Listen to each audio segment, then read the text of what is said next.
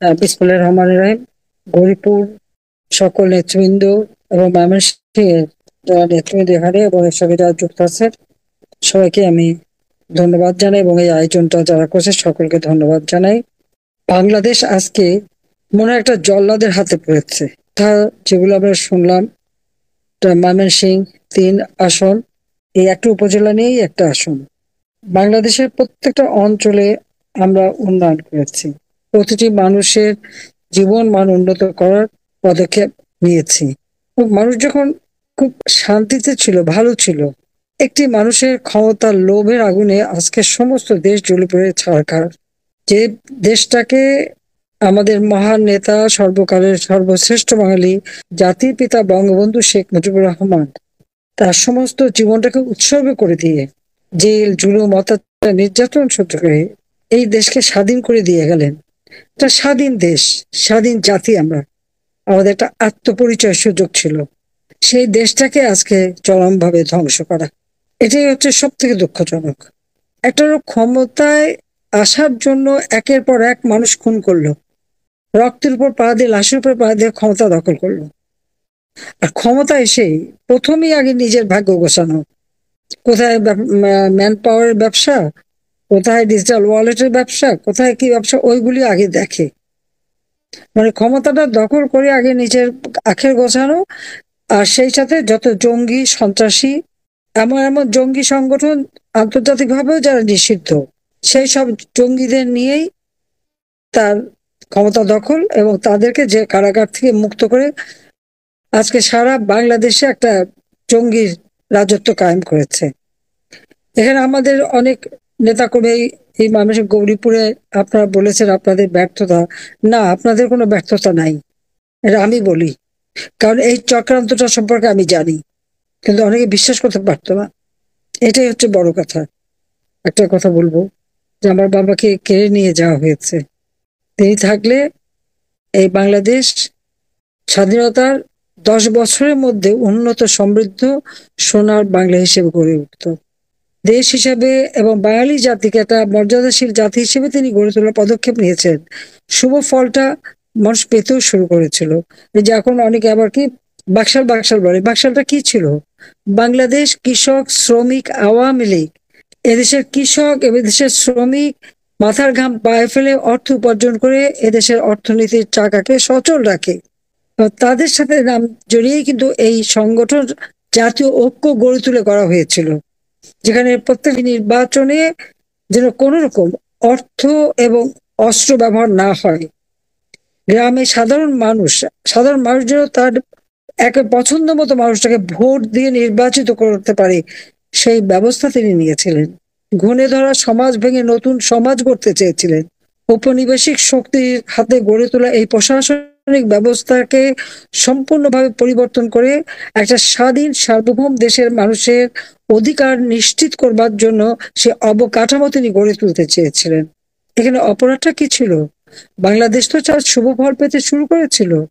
জানুয়ারি মাসে তিনি ঘোষণা দিলেন, এই আগস্ট মাসের মধ্যেই তো বাংলাদেশের অর্থনৈতিক ভাবে শক্তিশালী হয়ে উঠলো বাংলাদেশ, তখনই তো এই আঘাতটা আসলো। এটা আপনারা একটু লক্ষ্য করবেন। যখনই বাংলাদেশ নিজের পায়ে দাঁড়ায়, যখনই বাংলাদেশ মর্যাদাশীল হয়, তখনই কিন্তু আঘাতটা আসে। ঠিক আপনারা দেখেন 2024 সাল সেটাই হলো। বাংলাদেশ 2024 সাল পর্যন্ত আমাদের প্রবৃদ্ধি, 2024 সালে প্রবৃদ্ধি যেখানে আমাদের 6.7 ভাগ, মাথাপিছু আয় $2,793 খাদ্যে আমরা স্বয়ংসম্পূর্ণ। আমি 20 লক্ষ মেট্রিক টন খাদ্য মজুদ রেখে এসেছি, যে কোনো আপৎকালীন সময় যেন কষ্ট না হয়। আমরা বয়স্ক ভাতা, বিধবা ভাতা, প্রতিবন্ধী ভাতা, মুক্তিযোদ্ধাদের সম্মাননা ভাতা সবই আমরা ব্যবস্থা করেছি। বিনা পয়সায় বই দেওয়া, বিনা পয়সা পড়াশোনা, উচ্চ শিক্ষার জন্য আলাদা বৃত্তি, উপবৃত্তি দেওয়া। প্রায় 3,70,00,000 ছাত্রছাত্রী শুধু বৃত্তি পেত। তরুণ সমাজের কর্মসংস্থানের ব্যবস্থা, বেসরকারি খাতকে উন্মুক্ত করে দিলাম। কর্মসংস্থান ব্যাংক বিনা জামানতে ঋণ নিতে পারে। বর্গা চাষীদের জন্য পর্যন্ত কৃষি ব্যাংক থেকে বিনা জামানতে ঋণের ব্যবস্থা করে দিলাম। কৃষকদের ভর্তুকি দেওয়া, 10 টাকা ব্যাংক অ্যাকাউন্ট করে তাদের অ্যাকাউন্টে টাকা পাঠানো, ডিজিটাল সিস্টেম আমরা করে ফেললাম। 8,000টা ডিজিটাল সেন্টার থেকে প্রায় 200-র উপরে সেবা জনগণকে দেওয়া হতো। প্রত্যেকটা শিক্ষা প্রতিষ্ঠানে শিক্ষার মান উন্নত হয়েছে, শিক্ষার বহুমুখী শিক্ষার ব্যবস্থা, কারিগরি শিক্ষার ব্যবস্থা, প্রযুক্তি শিক্ষার ব্যবস্থা, এমনকি কওমি মাদ্রাসা থেকে শুরু করে সব শিক্ষার ব্যবস্থা আমরা করেছি। এবং প্রত্যেকটা গ্রামে প্রাইমারি স্কুল থেকে শুরু করে কলেজ সবকিছু উন্নতি আমরা করেছি। কিন্তু সেগুলি সমস্ত ধ্বংস করলো একটা মানুষের ক্ষমতার লোভ। আচ্ছা, ক্ষমতায় বসতে ঠিক আছে, তা যেখানে আমরা রেখে এসেছিলাম সেখান থেকে শুরু করতো, এসে লুটে খাওয়া শুরু করলো। আর আওয়ামী লীগ ধ্বংস করবে, আওয়ামী লীগকে শেষ করবে। কাদের সহ্য? আওয়ামী লীগ প্রতিষ্ঠা লগ্ন থেকে আওয়ামী লীগ কখনোই জনগণের ভোট নিয়ে ছিনিমিনি খেলে নাই। একমাত্র আওয়ামী লীগই পারে বাংলাদেশের মানুষের আর্থসামাজিক উন্নতি করতে। আমরা বহু দল দেখলাম, মিলিটারি ডিক্টেটরের পকেট থেকে গড়ে তোলা দল, এই যে ইনুস ক্ষমতায় দখল করে আজকে তার কি এনসিপি পার্টি একেবারে 5 স্টার হোটেলে কোটি কোটি টাকা খরচ করে ইফতার পার্টির মাধ্যমে দল করা, রাতারাতি 4-5 মাসের মধ্যেই বিরাট গাড়ি বাড়ির মালিক হয়ে যাওয়া। কোত্থেকে আসলো? সে কে? আমার প্রশ্ন, কোথা থেকে আসছে সে ক্ষমতায়? ইউনূস কি জনগণের ভোটে ক্ষমতায় এসছে? না, সে জনগণ তো তাকে বসা নাই। সে তো নিজেই বলেছে বিল ক্লিন্টন ফাউন্ডেশনের মিটিংয়ে যে এই আন্দোলন কেউ জানতো না, এই আন্দোলনে কোনো নেতা ছিল না, ছাত্র জনতা আন্দোলন না, এটা হচ্ছে ডক্টর মোহাম্মদ ইউনূসের মেটিকুলাস ডিজাইনের মাধ্যমে পরিচালিত আন্দোলন। মাস্টার মাইন্ড দ্বারা সেই হিজবুত তাহরির এক ছেলে তাকে পরিচয় করিয়ে দিল মঞ্চে তুলে বিল ক্লিন্টনের সামনে, আবার নিজেই পরিচয় করে দিয়ে সে যে মেটিকুলাস ডিজাইনের মাধ্যমে শেখ হাসিনাকে ক্ষমতা থেকে সরাতে পেরেছে, সেজন্য নিজে আবার হাতে তালি দেয় খুশিতে তার ক্ষমতা দখল করতে পেরেছে। কি গৌরবের কথা যে ডাকাতি করে ক্ষমতা নিয়ে সেখানে বসে আজকে আমার আওয়ামী লীগের নেতা কর্মীর উপর চরম অত্যাচার নির্যাতন করে যাচ্ছে। আমি বারবার বলছি যে আওয়ামী লীগ কখনো পিছনের দরজা দিয়ে বা সন্ত্রাসের মাধ্যমে ক্ষমতা দখল করে নাই। কাজেই একটা ক্ষমতা দখলকারী ডাকাতের মতো যে ক্ষমতা দখল করেছে, সে এসে আওয়ামী লীগ নিষিদ্ধ বললো আর আওয়ামী লীগ নিষিদ্ধ হয়ে যাবে? ছাত্রলীগ নিষিদ্ধ বললে নিষিদ্ধ হয়ে যাবে? আমরা জনগণের ভোটে নির্বাচিত প্রতিনিধি। কাজে অবৈধভাবে ক্ষমতা দখলকারীর যত আদেশ নির্দেশ সবই অবৈধ। সে কিরকম ভাবে নির্যাতন করছে, আজকে একটা শিশু পর্যন্ত রেহাই পাচ্ছে না, প্রতিনিয়ত ধর্ষিত হচ্ছে। যে কোনো বাড়িতে যে হামলা, এই গৌরীপুরের মতো একটা ছোট জায়গা, শত শত নেতা কর্মীর বাড়িঘর লুটপাট, আগুন দিয়ে পোড়ানো, প্রত্যেকটা প্রতিষ্ঠান ধ্বংস, ব্যবসা বাণিজ্য ধ্বংস, সংখ্যালঘু সম্প্রদায়ের উপরে নির্যাতন, মানে হিন্দু বৌদ্ধ খ্রিস্টান কাউকে ছাড়ছে না, তাদের লুটপাট, তাদের মেয়েদের বেজ্জতি করা। এমনকি আমাদের সুফিবাদী যারা শান্তিতে বিশ্বাস করে, মাজার শরীফ, সে হযরত শাহপরার মাজার থেকে শুরু করে প্রত্যেকটা মাজার শরীফে পর্যন্ত তার হামলা করেছে, মসজিদ ভেঙে দিয়েছে। কয়েকদিন আগে আপনারা দেখলেন দিনাজপুরে একেবারে হুজুরা নয় দেখবে আল্লাহ আকবার করে মসজিদে আগুন দিয়ে দিল। তাই তাদের কাছে ইসলাম ধর্ম তো নিরাপদ না, জঙ্গিদের কাছে কোনো কিছু নিরাপদ না, এটা মাথায় রাখতে হবে। যারা সত্যিকার ইসলাম ধর্মে বিশ্বাস করে, তারা শান্তিতে বিশ্বাস করে, তারা কখনো ওই জামাতে ইসলামের মতো খুন খারাপি করবে না। ওই জঙ্গি সন্ত্রাসী গুলি, সেই কি Lashkar-e Taiba, Hizbut Tahrir, Ansarullah Bangla team, JMB বা এই সমস্ত, এদের কাছে কখনো ইসলাম নিরাপদ না, বরং এরা ইসলাম ধর্মের বদনাম করে সারা বিশ্বব্যাপী।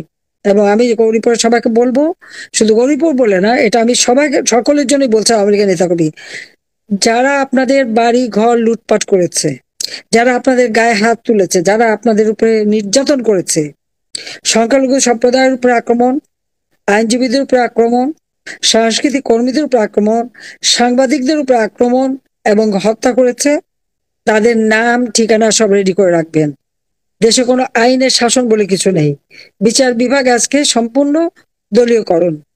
ওই যে সাংবাদিক বিভু রঞ্জনকে মেরে ফেলে দিল, তার ইউনূসের প্রেস সেক্রেটারি তাকে ধমকালো, তারপরে তার লাশ পাওয়া গেল।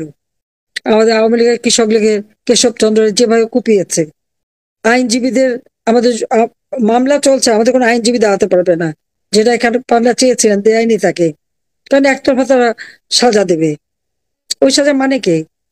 সাজা দেবার অধিকার তাদের নাই। ওই অবৈধ সরকার, অবৈধ কোর্ট আর অবৈধ সাজা, এটা আমাদের মানার কিছু নেই। কারণ এর জবাব যেভাবে তারা দিয়েছে ওইভাবেই দিতে হবে। সেই জন্য আওয়ামী লীগের সকল নেতা কর্মীকে এক হয়ে প্রস্তুতি নিতে হবে, মুক্তিযুদ্ধের সপক্ষ শক্তিকে এক হতে হবে। যারা ধর্ম বর্ণ নির্বিশেষে অসাম্প্রদায়িক চেতনায় বিশ্বাস করে তাদেরকে ঐক্যবদ্ধ হতে হবে। আমাদের ছাত্র সমাজকে বিপদে ফেলেছে, প্রায় 4 লক্ষ ছেলে মেয়ে পড়াশোনা করতে পারে না। আর এতদিন মিথ্যা অপবাদ দিয়ে যাদের মাথা খারাপ করেছিল, আজকে তারা তাদের ভুল বুঝতে পারছে। অনেকেই আদর্শচ্যুত হয়েছিল, কিন্তু এখন তারা অনেকেই বুঝতে পারছে। কাজে সকলকে ঐক্যবদ্ধ হয়ে আমাদের নামতে হবে। সেদিন একটা সাংবাদিককে হত্যা করলো খুলনায়, ওয়াহিদুজ্জামান বুলু, একজন সিনিয়র সাংবাদিক, তার লাশ পাওয়া গেল রূপসা ব্রিজের কাছে।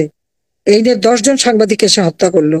কাজে আজকে ইউনূসের হাতে রক্ত, মুক্তিযোদ্ধাদের রক্ত, সাংবাদিক, পুলিশ, আনসার, ছাত্র জনতা, ওই যে আবু সাইদ, মুগ্ধ, এদেরকে তো হত্যা করিয়েছে ইউনূস নিজে। তার লাশ চাই, লাশ হলেই ক্ষমতায় যেতে পারবে। আর এই পরামর্শদাতা আবার লন্ডনে বসে তারেক জিয়া, সেই আবার পরামর্শ দেয় যে লাশ পড়লে সরকার পড়ে যাবে। তা আমি তো লাশ ফেলে ক্ষমতায় থাকতে চাইনি। যাদের উন্নয়নের জন্য দিনরাত অক্লান্ত পরিশ্রম করেছি, তাদের লাশ ফেলে তো আমি ক্ষমতায় থাকতে চাইনি। তবে আমি জানতাম না আমি কিভাবে বের হয়ে আসছি, কোথায় যাচ্ছি। কিন্তু আজকে হয়তো এটা আল্লাহরই একটা ইশারা, আছি বলে আপনাদের সাথে কথা বলতে পারছি, আপনাদের সুখ দুঃখের কথা শুনতে পাচ্ছি, আহত নিহতদের যতটুকু পারি সহযোগিতা করতে পারছি। তো আমি ধন্যবাদ জানাই গৌরীপুরের সকল নেতা কর্মীদের। আপনার দিনটা, আপনাদের ভিতরে আমি যে স্পিড দেখেছি, আপনাদের ভিতরে যে এখন আত্মমর্যাদা বোধ আছে, এটাই হচ্ছে আমাদের বড় সম্পদ। এবং ইনশাল্লাহ বাংলাদেশ আবার আমরা ফিরে পাবো, বাংলাদেশের আবার আমরা উন্নতি করব, এবং 41 সালের মধ্যে স্মার্ট বাংলাদেশ গড়ে তোলার যে কথা বলেছিলাম, ইনশাল্লাহ আমরা তা করতে পারবো। সেদিন আসবে। একটা দুঃসময় যাচ্ছে, সময়ের ব্যাপার মাত্র। আর বেশি খেলা খেলতে দেবো না। সবাই ভালো থাকেন, সুস্থ থাকেন। জাতিপিতা আমাদের স্বাধীনতা দিয়ে গেছেন, তার আদর্শ নিয়ে আমাদের পথ চলা, সেই পথ চলেই আমরা বাংলাদেশকে উন্নয়নশীল দেশের মর্যাদা উন্নীত করেছিলাম। ইনশাল্লাহ আওয়ামী লীগই পারবে, একমাত্র আওয়ামী লীগই দেশের উন্নতি করতে পারে, একমাত্র আওয়ামী লীগই দুঃখী মানুষের মুখে হাসি ফোটাতে পারে, একমাত্র আওয়ামী লীগই গণতন্ত্র প্রতিষ্ঠা করে জনগণের ভোট ও ভাতের অধিকার নিশ্চিত করতে পারে। আওয়ামী লীগের হাতেই বাংলাদেশের মানুষের জীবনের নিরাপত্তা নিশ্চিত। এটা আমি স্পষ্টভাবে বলতে পারি, এবং সেটা আমরা বারবার প্রমাণ করেছি। ইনশাল্লাহ আবার আমরা ফিরে পাবো বাংলাদেশ। খোদা হাফেজ। জয় বাংলা, জয় বঙ্গবন্ধু, বাংলাদেশ চিরজীবী হোক।